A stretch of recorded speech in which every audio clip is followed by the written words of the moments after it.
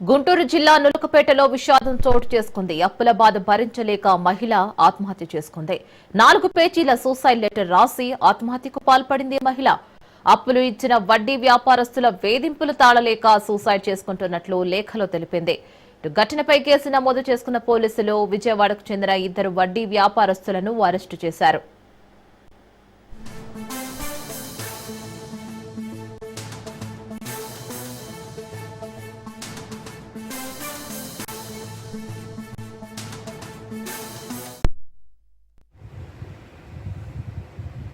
డబ్బులు ఇచ్చినాక కూడా మా అత్తగారు మా మామగారు 5.5 లక్షలు దుక్కా సీనికి సెటిల్మెంట్ చేశారు.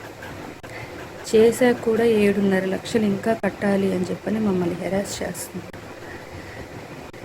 చేసినప్పుడు ఆయన ఊళ్ళో లేని టైంలో మా ఇంటికి వచ్చి దుక్కా సీను, విశ్వనాథ రవి, బంకుమల్లి రామకృష్ణ నీ 4 మా ఇంటి దగ్గరకు వచ్చి వడ్డీ కట్టట్లేదు అని చెప్పేసి నన్ను ఇబ్బంది పెట్టి మేము ఇక్కడ డబ్బులు ఇచ్చే వరకు మేము వెళ్ళము, ఇక్కడి నుంచి కదలాలంటే నా చెక్కులు నోట్లు ఇస్తేనే సంతకం చేసి వెళ్తామని చెప్పగా నేను నా చెక్కులు నోట్లు ఇచ్చాను సంతకాలు చేసి.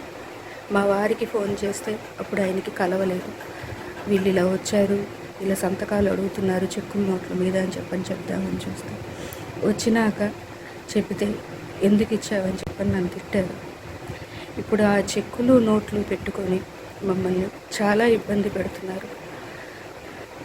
ఈ బాధ తట్టుకోలేక 2020లో మేము ఇంట్లో నుంచి వెళ్ళిపోయాం 15 రోజులు. స్నేహితుల సలహా మేరకు మేము తిరిగి వచ్చి తాడేపల్లిలో ఉన్న పోలీస్ స్టేషన్లో 2020లో మా వారు దుక్కా సీను మీద కేసు పెట్టారు.